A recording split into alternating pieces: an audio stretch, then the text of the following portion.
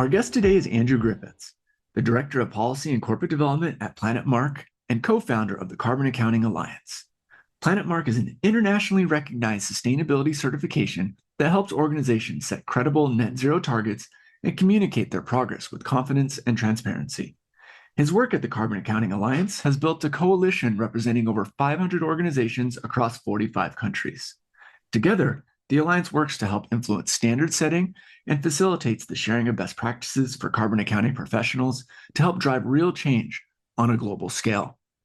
In today's episode, we'll explore a little bit into Andrew's journey, the innovative work happening at Planet Mark and the Carbon Accounting Alliance, and then take a deep dive into the value of the carbon accounting industry working together to build credibility through transparency and standardization.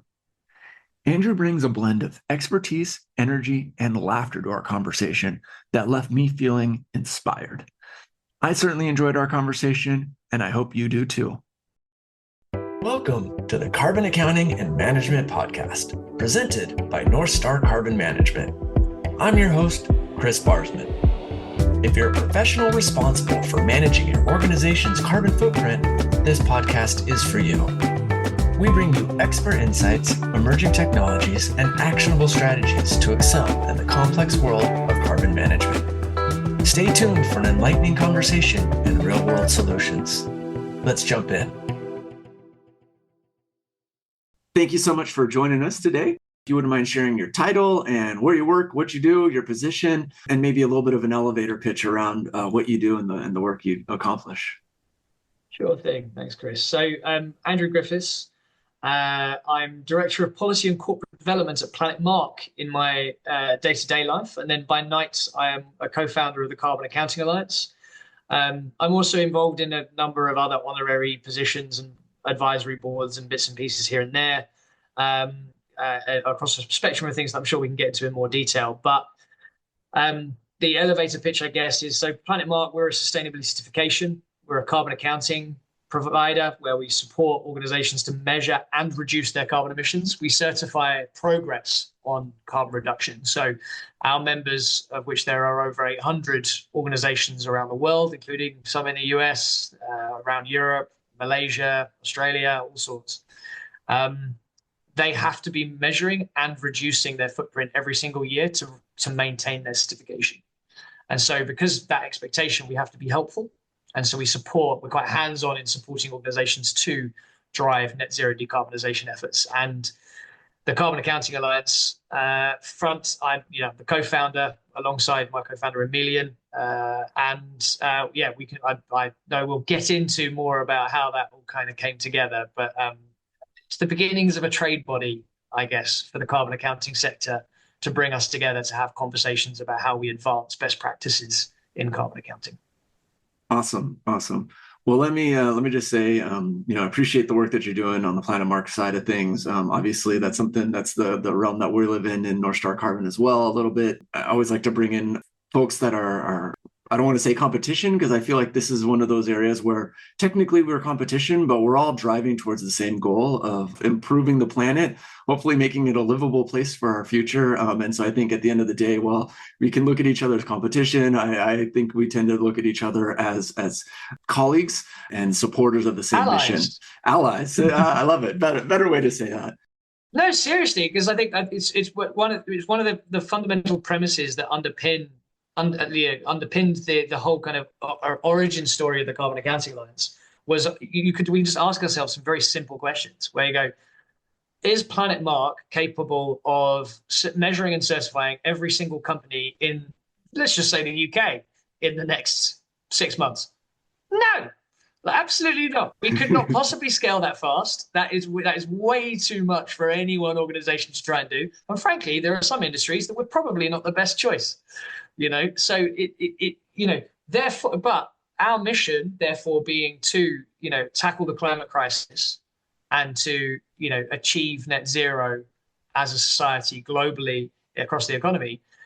In order to achieve that vision and purpose, if we recognize that we cannot do that by ourselves, then we need allies.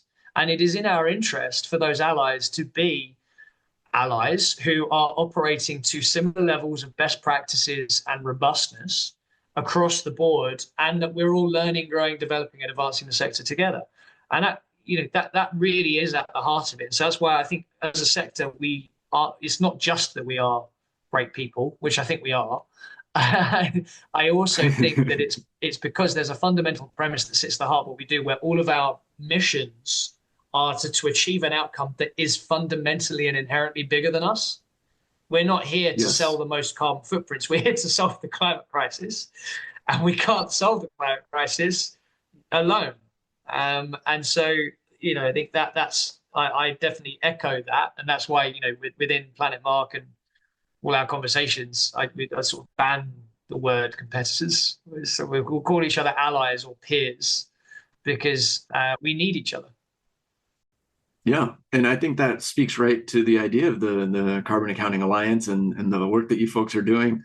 I know we're coming up on the 1-year anniversary of the Alliance being founded. I believe that's December 10th, if I'm not mistaken. And I wanted to say, first off, congratulations on that. I know I've seen a ton of growth in the organization already. And so wanted to just kind of get into that. What do you think has gone into the ability to be successful? Not every organization makes it a year that start off the way you do. And you guys have seen a lot of growth and a lot of buy-in. And so I was just curious, what do you think are the contributing factors and how have you gotten there? I think the first thing is that we tapped an idea and a vein that was already it was already festering. It was already there. It was like when we went out and had conversations with the first people around this, where basically it all began, I had a chat with Amelia and I went, we tell all of our clients that they should be collaborating with their sector, with their industry, to come up with solutions to their biggest problems and help drive their overall sector toward net zero. We tell you must collaborate within your industry. Are we collaborating with our industry? Are we talking to each other on a regular basis and seriously talking about best practices for our carbon accounting sector? No. Should we probably walk the walk on that? Yes. Okay, well, let's do that. And honestly, we went out so Amelia and I then sent emails to a bunch of people that we knew in different spaces within our industry saying, we think it'd be kind of cool for us to come together and see if it's worth us having a forum, a format where we come together to have conversations about best practices in the sector. Would you be interested in coming along to just a quick exploratory call where we'll get our heads together on a Zoom call and we'll hash out what we think we might be able to do together? And when we did that, what happened was multiple people came back and went, I've been thinking about this. I've been thinking someone needs to do that. And so I think it was one of these things where it was going to happen. It was just who was going to be the first one to just go, all right, I'll put my shoulder behind this now and, make something happen. And so from then, we launched, it's actually been going, the first conversations were more than a year and a half ago, sort of April 2023, when we probably had our first gathering of a small group of people going, what would this look like if we did it? And I think the first call we had about 13, 14 people coming together saying, what would this look like? And we spent the next 6 months going, what would we do together? Like there's got to be a purpose here. There's got to be deliverables. There's got to be something that we're trying to achieve. And so we played with that. And the first thing we did was, because it was predominantly UK or entities that were multinational that had spaces in the UK. And the first exercise we did was we wrote a letter to the UK government, to the UK Department for Energy Security and Net Zero, with a bunch of recommendations based on our experiences of things that were pain points for carbon measurement for organizations that they might not have heard from anyone else before us. One example of that is, wouldn't it be wonderful if it was mandatory for landlords and tenants to share energy, water, and waste data with each other, so that you weren't stuck in a position where a company wants to measure their carbon footprint, but their landlord won't give them the data that they need to do that.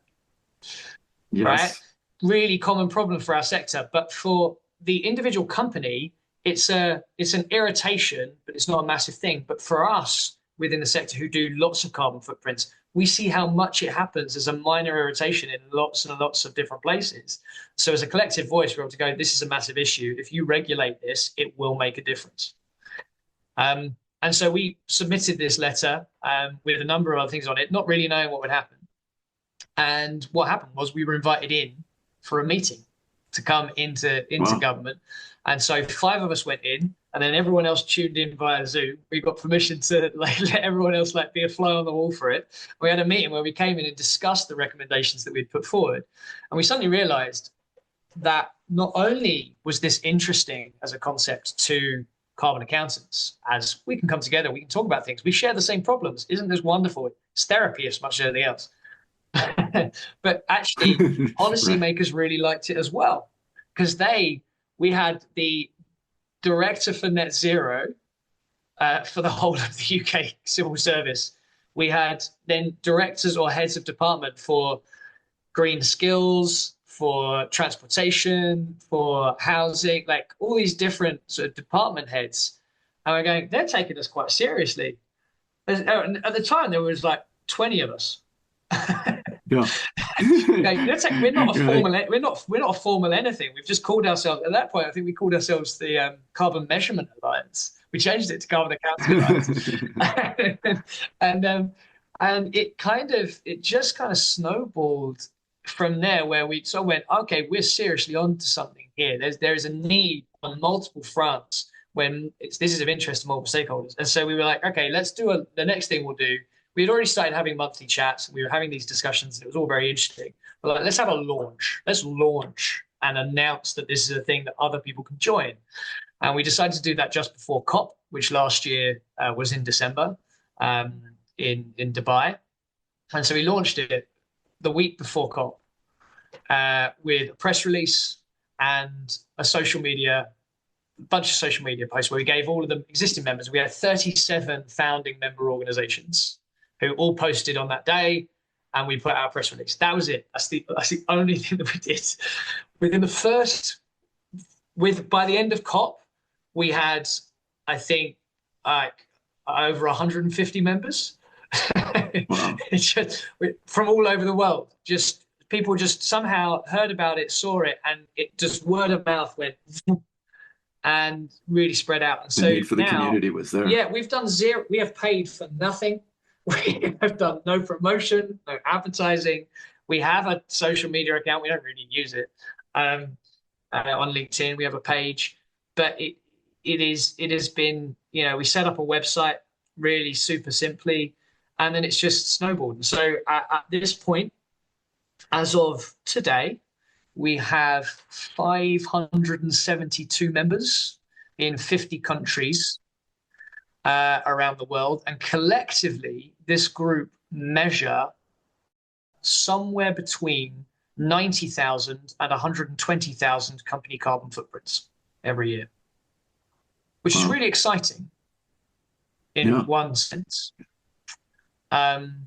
Because when you look at like CDP is the biggest disclosure engine going, and last year they gathered about 23,000 company results. So the collective of the Carbon Accounting Alliance measurement that's happening is more than triple the biggest known sort of amalgamation of disclosure in the world currently.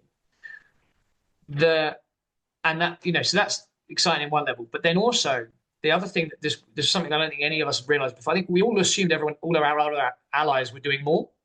Like, oh, the Carbon Trust and Thesis, they must be doing tens of thousands. Like, they must be doing so many carbon footprints. And now we've learned, no. When you think about in the UK alone, there are about 6 million businesses. And globally, with most of the big carbon accounting players are part of this alliance now. Collectively, we're only measuring about 100,000. Right? There's a long way to go, and it further emphasizes this is a pie that is more than big enough for all of us, because legislation that's been coming into effect over the recent time and coming into the next 12 months, particularly in the EU Corporate Sustainability Reporting Directive, that's and then you've got IFRS standards rolling out in 30 jurisdictions at this point.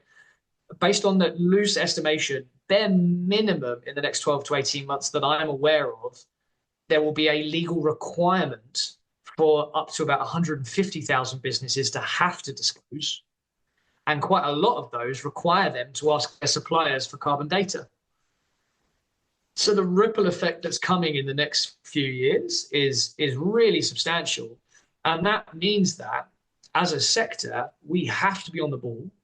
We have to be working together to coordinate and ensure that as we go into exponential scale mode, which is going to happen as an industry, and we start doing hundreds of thousands or millions of carbon footprints every year, the way that that is being done is robust, meaningful, and actually achieving what we need it to achieve, which is meaningful carbon reductions.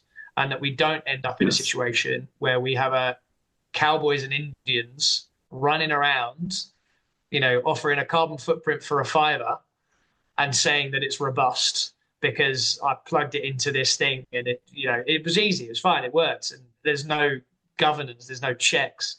We have to have standards and we have to have a certain amount of robustness as a sector. Otherwise, we will actively undermine the trust and legitimacy of our entire sector, as we've seen the carbon markets do to themselves with the carbon offsetting scandals. Can't have that for carbon accounting. We can't have a situation where if North Star do a measurement and Planet Mark do a measurement of the same company, we come to vastly different conclusions. We are going to break ourselves if that is what's happening. We should not be competing on methodology. We should be competing upon delivery and how great we deliver, but ultimately to the same measurements, the same outcomes. In terms of, it's about how we do it, not what we do. Yeah, and that kind of leads me to two questions. I'll start with the first one that's more about CAA in general.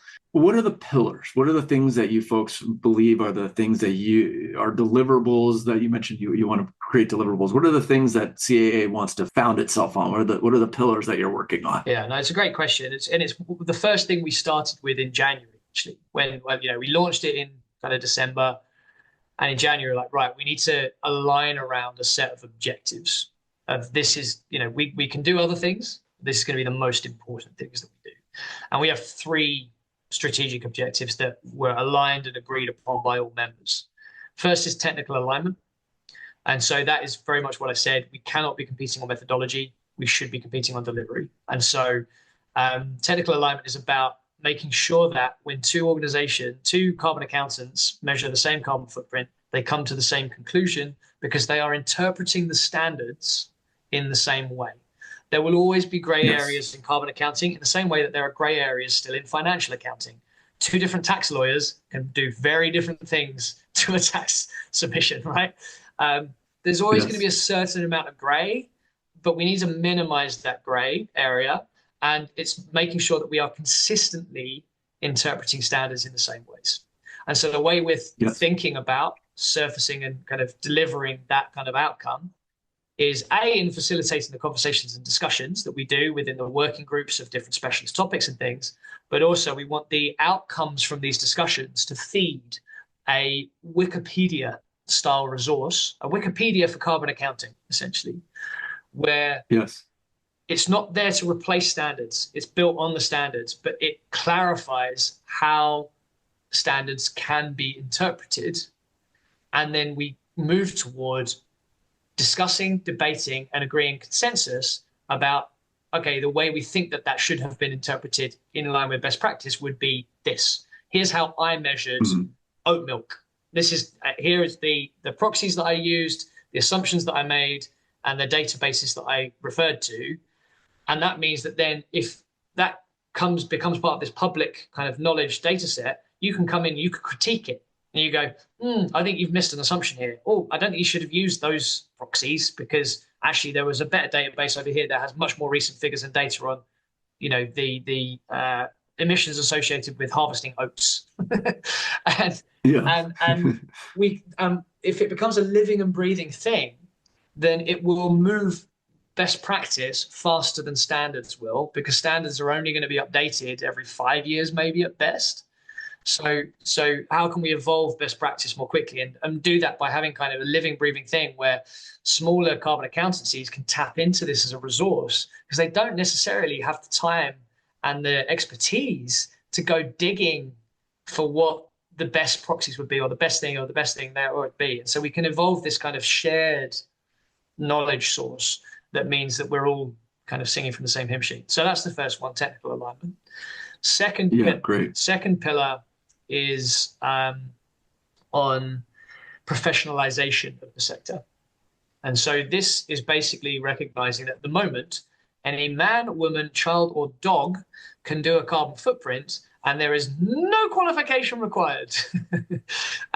True. And you could be doing a carbon footprint, and in some instances, maybe that's appropriate. But if someone's doing the carbon footprint for like Coca-Cola, I kind of want them to have a qualification. Do you know what I mean? I want them to know that they were competent and capable and have the expertise to do that in the appropriate ways. And so we're working with IEMA, the Institute for International Energy Managers Association, I should say, where they work on kind of certifying, accrediting, and having professional registers for a whole array of things. And so what we're trying to do is create a professional register for carbon accounting, which we hope to launch in 2025, that will take people on a journey of qualification on the basis of their experience and their training that they've received. And so it'll go from being an associate to a practitioner to a chartered to a fellow is the idea. That'll be the long-term journey. We're working on associate at the moment. And then there'll be a certain amount of grandparenting where we kind of, jump people straight into certain levels. If they've been, if you've been doing carbon accounting for the last 25 years, you do not want to be called an associate for one day. Yes. But, essentially an associate is what you want your junior carbon accountants to know what to do. Like when I recruit someone in, if they have the associate level qualification, I will know that they can do a carbon footprint for a company if I give them a nice, simple, straightforward one. At practitioner, they're going to have a bit more breadth. They're going to understand and be able to make some decisions and interpretations about, some slightly more nuanced things. Maybe they've done not just organizational footprinting, maybe they can do some project-based stuff for events or something like that, or for construction projects or for products as well. Then there'll be the chartered, and that will be one where you are now an expert in carbon accounting for all intents and purposes. You understand the breadth of what it takes, and you will have been performing this. You'll have been in industry for a couple of years. To be chartered, you'll need to have a body of work to prove that you are capable and competent and have delivered real things. And then fellow will be, that's who you turn to when no one else knows what to do, because there's nothing in the standards that tells you what to do about it. And they're the ones who can kind of almost create methodology where methodology doesn't exist. We're a ways off, be able to kind of get a criteria around that. But that's the kind of the ambition and aspiration, as much as anything, to create career paths for carbon accountants where they can demonstrate their credentials. And the beauty of the way that this will work with IEMA is that there will be training and sort of a syllabus that we develop alongside this, but it's trainer agnostic. What that means is if there are those out there with courses that already exist or who want to put courses together to train carbon accountants, they can become accredited as a trainer by IEMA to say, yes, your course covers our syllabus sufficiently, therefore you can now add this badge to your certificates that you give out saying that this is now means that you will be part of the professional register of the Carbon Accounting Alliance and IEMA. Wow. And so we wanted to do that. It was important to us that we weren't trying to create a monopoly kind of thing here where we're going, our way or the highway, you must do it with us.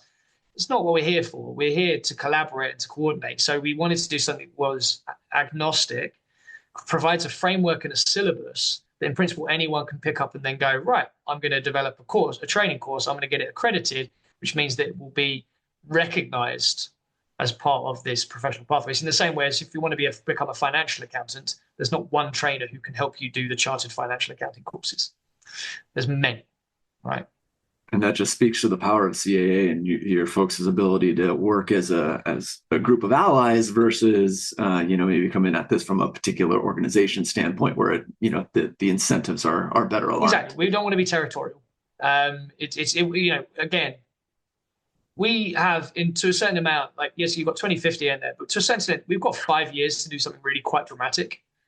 if Carbon Accounting Alliance had gone, right, we're going to set up a set of training that everyone in the world must do, it would have taken us maybe 2 years to get to a stage where we would have the whole system set up, all of the training set up, and then we've got to try and persuade everyone in the world to use our training. Like, just it would have taken way too long. So by working with existing platforms like IEMA, who have a global network already, who have global presence already, who have systems, who have tools, who have technologies to do professional registers, it meant that we can launch this and scale this way faster than we could if we tried to do it alone.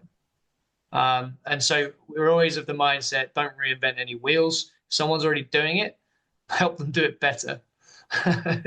Yeah. I like that. And spread the word. So a lot of what we use our global gatherings for, which happen on a monthly basis online, is to bring in speakers from, so the one our meeting that we have next week on Tuesday, we have 2 speakers from CDP coming to talk about how they've changed their survey this year, which is a thing of massive relevance to all of us because so many of our clients have to report into CDP. And so us understanding and hearing from the horse's mouth, here's what we've done, here's why we did it, here's what we might be doing next, massively useful. And we can just surface and spread that knowledge out rather than, CDP, Planet Mark going, having a conversation with CDP, learning a bunch of stuff that we then try and use to our competitive advantage. When actually everyone needs to know this stuff. We all need to be understanding what's coming, what's changing, especially in a year where the GHG protocol is being reviewed and updated. The SBTi standard is being reviewed and updated. You've got an ISO net zero standard being developed actively and underway. And so everything that governs measurement, targets, transition plans, and then a potential for a full standard governing all of net zero for organizations emerging in the next 18 months. We've got to share, because otherwise it'll take too long for people to catch up. Yes. So that's that one. Then the final one is kind of relevant to that point. Third pillar is to engage with policymakers and standard setters, right, on exactly this sort of thing, where CDP far prefers being able to engage us all as one sector all at once than trying to speak to us one at a time.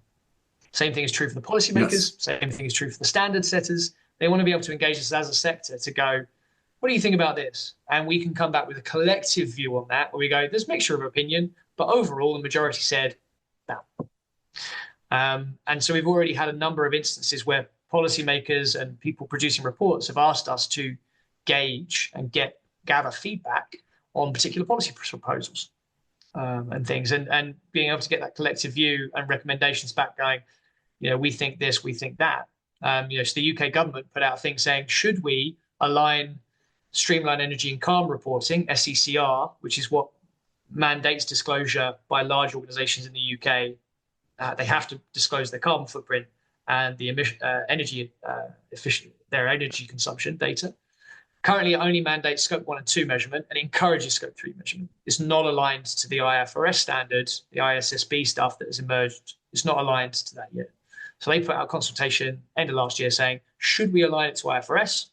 And what are your views on Scope 3 emissions? Should we make Scope 3 emissions mandatory for large companies to measure?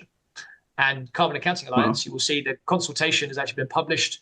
The consultation response has been published on the UK government website. You can go down, you can find Carbon Accounting Alliance is in there as one of the respondents to that consultation.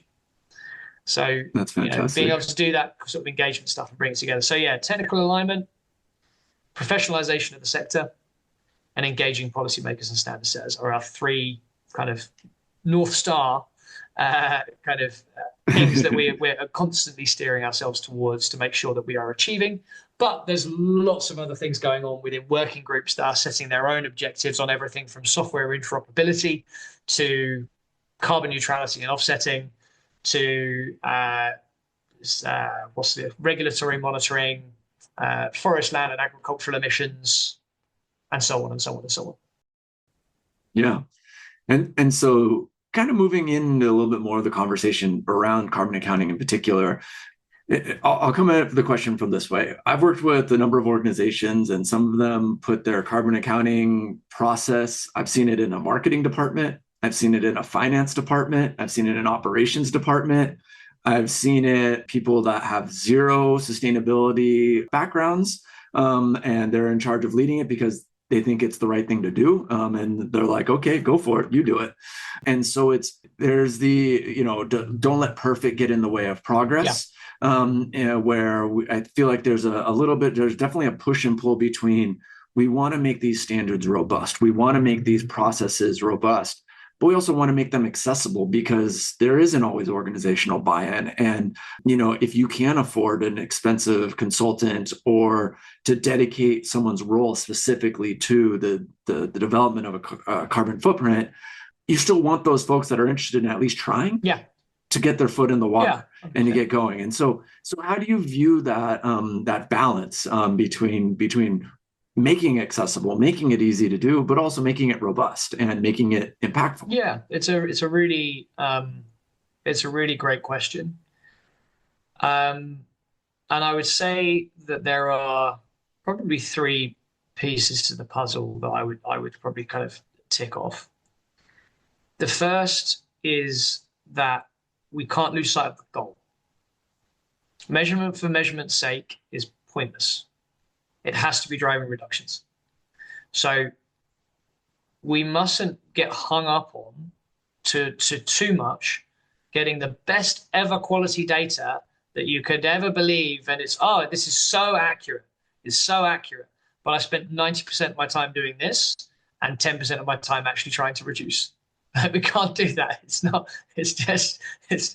putting the cart before the horse. Like, there's no point in doing it.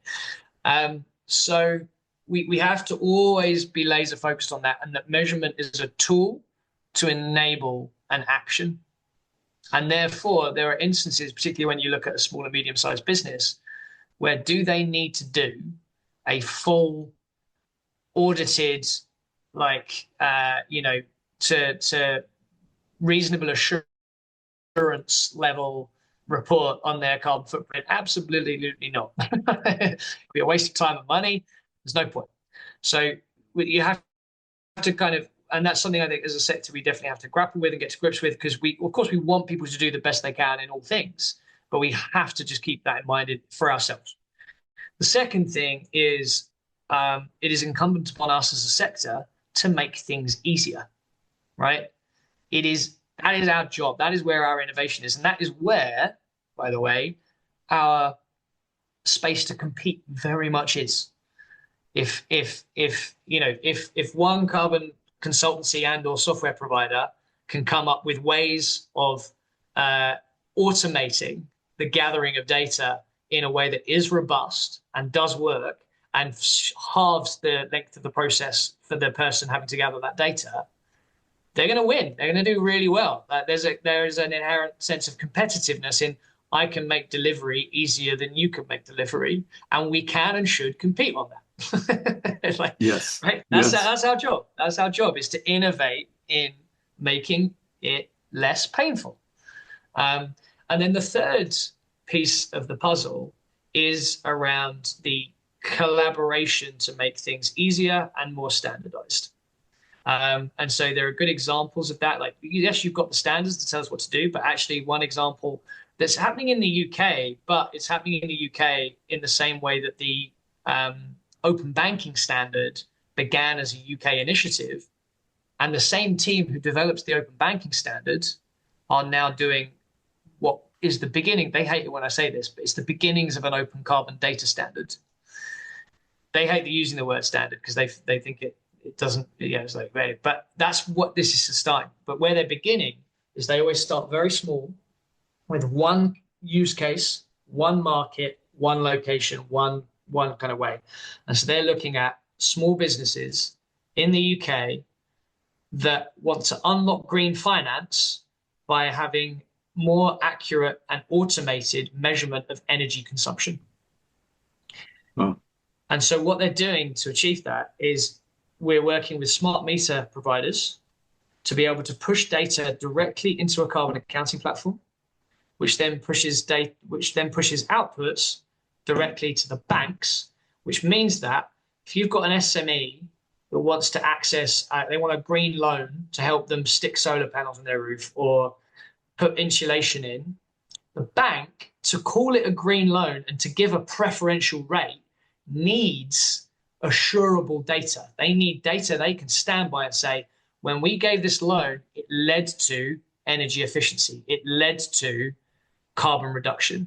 If they can't say that and they can't prove that, they get in tons of trouble for greenwashing. They can't prove it. They get in tons of trouble, rightly so, right?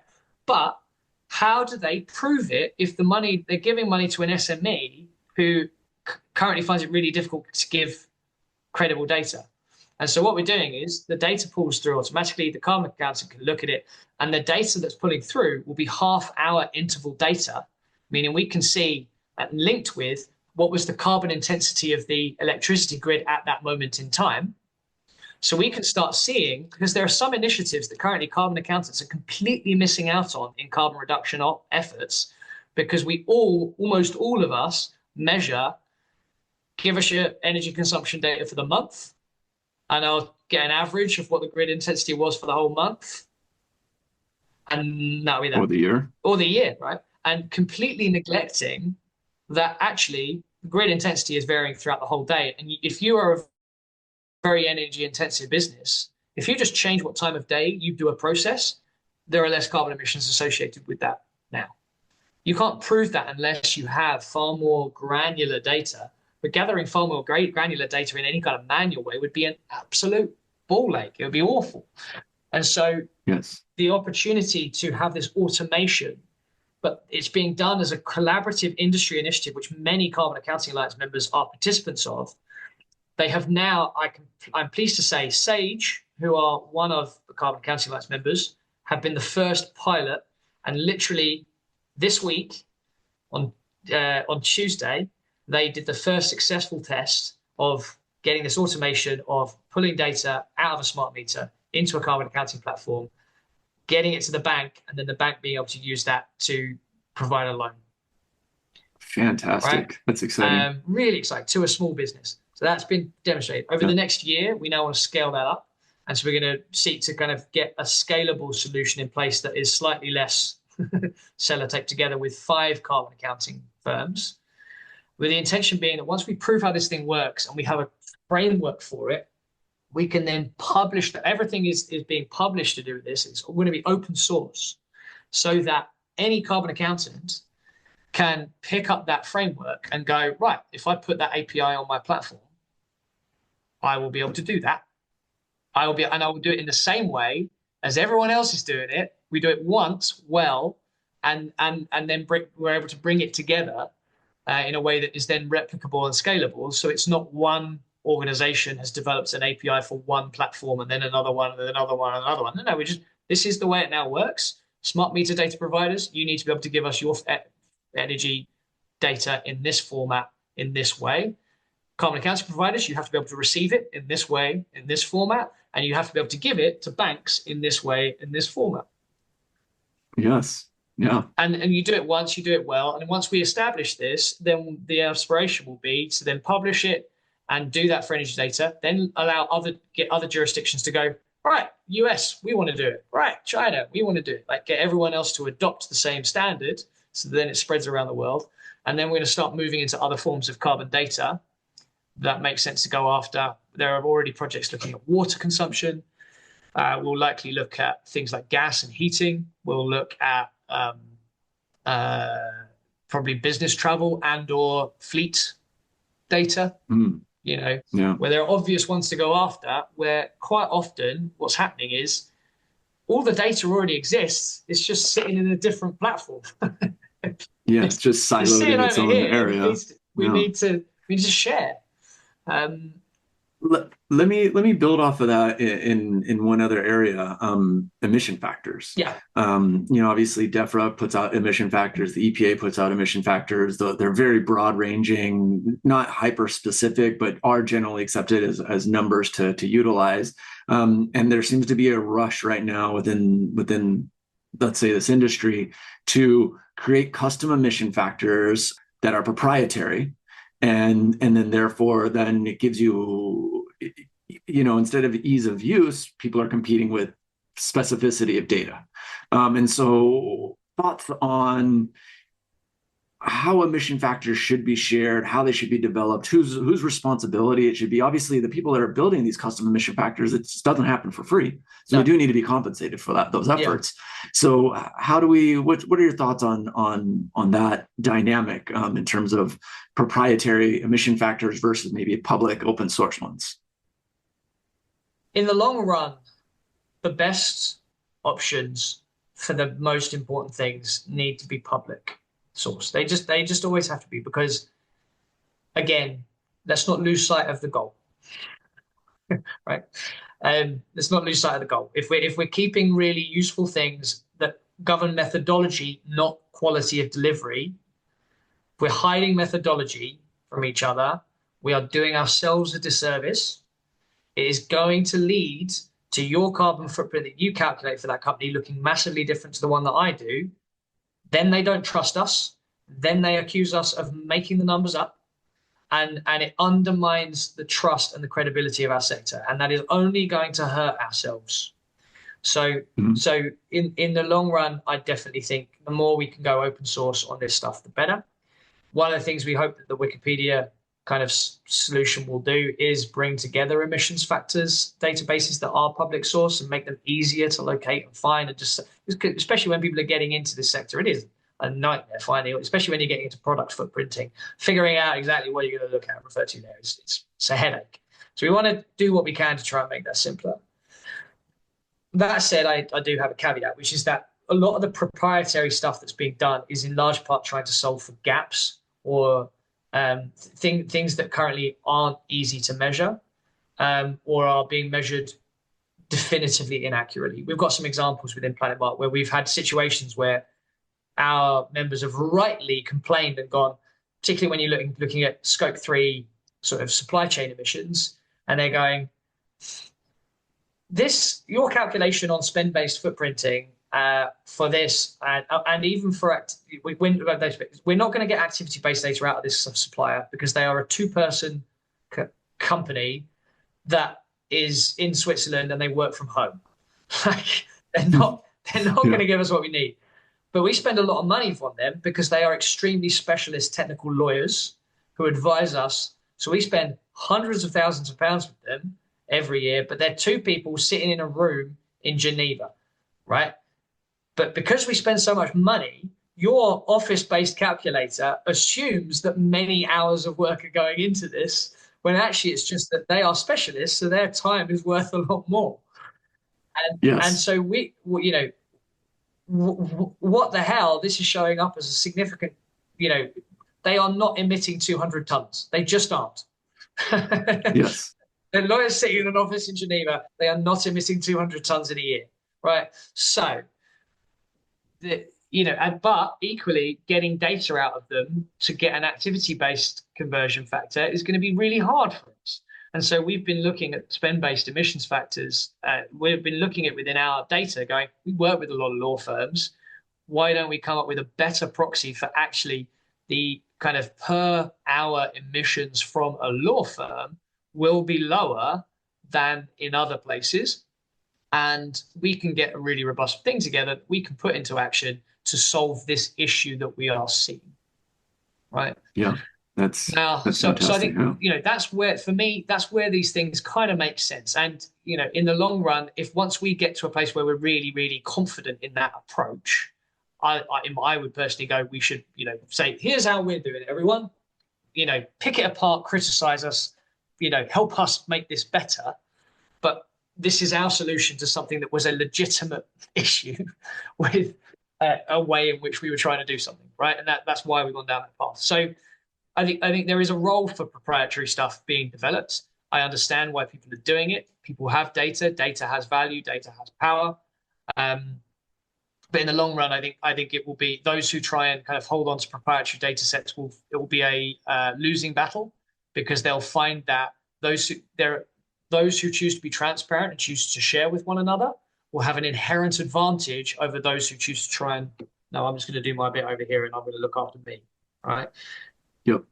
And that's one of the things if I could see one thing happen with the Carbon Accounting Alliance, I want to create such a sense of FOMO from not being a part of an open forum where we share and are able, we feel comfortable being very transparent with one another. We feel comfortable admitting when we don't know things, and that we actually, does anyone have any idea? How has anyone approached? And we're seeing that in the platform. People are very candid with each other. I'm going, I actually don't know that. Yeah, that's nice. I'm just going to come on this way because I'm really interested to see what other people are thinking about this as well. Because actually, there's a huge amount of grey areas. But it's like, I don't know. I don't know how you're going to do it. So when you get to like more recent methodologies like forest, land, and agricultural emissions, we're all learning, and we're all, only usually one step ahead of our clients, which is fine. And so having an environment where we have Chatham House rules in place, where this is a safe space where we shouldn't be like, we may put some rules in place to go, anything that someone shares or asks in this forum, you can share what you learn here, but you can't identify who said what. And you can't identify who was part of the conversation, because we need to create a safe space where there's an element of trust built around, I feel happy to be vulnerable about the elements of our methodology that I am not comfortable with, so that we can together advance it. It doesn't work any other way. And so I think I want to create that sense of FOMO, so much so that it becomes a disadvantage to not be part of the collective. I like that. I think when I speak with a lot of our clients, I definitely say carbon accounting, while it's governed by a protocol and there's some principles and best practices, it's as much art as it is science. Yeah. And being able to recognize that, and then with that community of CAA being able to admit to the art that it is, and come to people and say, hey, help me think through this.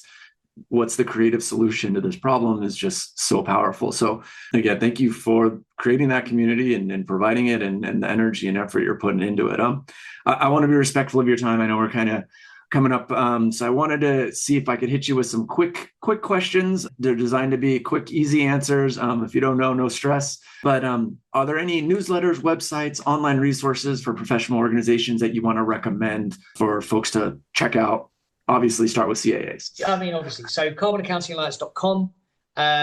You can go there. There is, it's currently free to join. Like, we haven't applied any charges to any of this yet. Because we commit to always keeping a open and free component to this. There may be some things that come further down the line where we need people to contribute to a pot to help make them happen. But we commit to, there will always be publicly available stuff. So you can join free. You don't have to be a carbon consultant, like doing stuff for lots of companies necessarily. It is open to corporate professionals working inside companies. It is open to academics, standard setters, researchers. It is open to industry trade bodies who are trying to wrap their head around this. This is a shared space for us to come together and advance the practice of carbon accounting, not necessarily just for those who have software or are consultants or whatever. So go there. There is also a public newsletter that we've just set up the mailing list for. So you can sign up to the newsletter if you don't want to join, but I encourage you to join, because then there's a community platform and tons of other resource base that you get access to that isn't currently public. You have to just join. It's public in that you can join and it doesn't cost you anything. Yeah, that's great. That's great. What about events? Any events that you like to recommend for folks that are in the industry that they should definitely be checking out, thinking about, maybe considering for next year's travel budget? Well, so Carbon Accounting Alliance, we have monthly online global gatherings. So you can tune into those from wherever you are in the world. And almost all of it is done online. We have regional branches set up in every part around the globe. And we're starting to see some in-person meetups. We have some in-person meetups in London happen, for example. We have one on Tuesday next week to celebrate the first anniversary. So it'll be a hybrid meeting next week. And there's working groups on lots of different topics to join, which usually happen on a monthly or bi-monthly basis. So there's tons of stuff to get into there. But most excitingly, we are working on a plan to do a carbon accounting conference, which will likely be at least one day to 2 day event in London. October next year probably October, November next year, that we hope to be able to kind of gather carbon accountants for a whole day at least to do some proper, let's get down into the nitty gritty and do some collaborative stuff. Forums, roundtables, workshops, panel discussions, all that good stuff. But we'll have some fun with it. The Carbon Accounting Alliance, I like to think, could have been started by more boring people. Emilian and I do not like being boring, and so we will find ways to make it as fun and creative and meaningful and impactful as possible.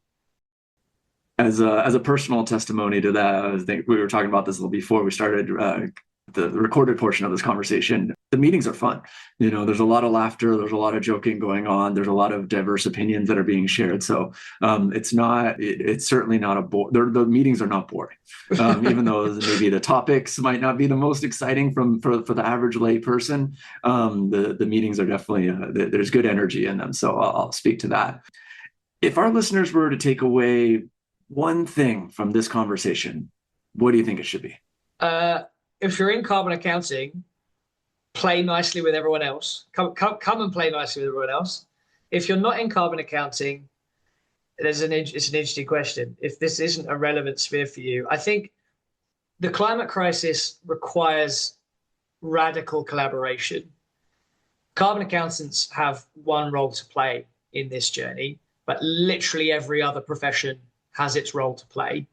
And so if there isn't an industry forum or a professional forum bringing together people within your area of specialty and expertise, whether that is you are an artist, you are an engineer, you are a logistics company, you are a waste company, you whatever it might be, if you don't have some form of forum bringing you together with your peers to collectively solve the biggest, most challenging problems that you're facing, do it, right?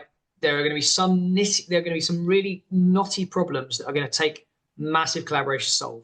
And there are classic examples of that for like things like green steel, whereas like the steel manufacturers, many of them are now getting together. They're pooling resources and money together to invest in trying to evolve technologies because none of them have the budgets to do it independently and come up with some magical solution. So they've come together to try and do stuff. We have to see that in more places and in more sectors and in more industries. And so find your allies. I guess there you go. That's the overall takeaway that is true for everyone. Find your allies, because if you're a carbon accountant, hopefully we can help, signpost a whole bunch of those to you. We've now got over 1,000 people in the alliance. So we've got 570 member organizations, but over 1,000 people. Plenty of allies for you there. If those aren't your allies, find them. Within your business, there will be allies in different professionals, different specialties. One of the first things I encourage people within companies to do is just go and start talking to people, because you will find that there are people who care about this just as much as you do, and you can form a rebel alliance inside your business. But you bring them together, and I've seen so many examples of grassroots activations inside businesses causing quite big companies to have to up their game in sustainability because the staff are demanding it. They're coming and going, we've got a proposal. We want to do this. We want to become a B Corp. We want to measure our carbon footprint. We want to have a net zero target. And if a big enough group of you get together and say that to your board, they're going to struggle to ignore you for very long because they don't want to lose you, right? You have power, and there's power in numbers. There's power in coming together. So yeah, find your allies. Find your allies. I love that. That is a great way to say it. Well, Andrew, I want to say I feel like we could talk about this for another hour. I've got so many other questions that have popped up that I wish I would have had time to chat on. So I'll probably be bothering you for another conversation. Certainly be joining on the monthly calls of CAA and hopefully bringing up some of those conversation topics as well. But I just really want to thank you on behalf of myself and our listeners for sharing your insights, sharing your energy, sharing the resources that you're trying to build to create a network of allies. It's super impactful, it's super powerful, and it's very much needed within our industry. So thank you very much to you and everyone that's working over there at CAA to build this collaboration. It's much appreciated and much needed. So thank you. Thank you, Chris. It's been a pleasure. This brings us to the end of another lightning episode here at the Carbon Accounting and Management Podcast. We hope you found today's discussion insightful and that you're walking away with new ideas and actionable strategies. If you've enjoyed this episode, please share it with a friend or colleague, and don't forget to subscribe so you never miss out on our latest episode. We also encourage you to join the conversation by rating this episode and sharing your comments and ideas with our community. If you have questions or topics you'd like us to cover in future episodes, we encourage you to email us at podcast@northstarcarbon.com. On behalf of myself, your host, Chris Barsman, and the entire North Star Carbon Management team, thank you for investing your time with us today. Until next time.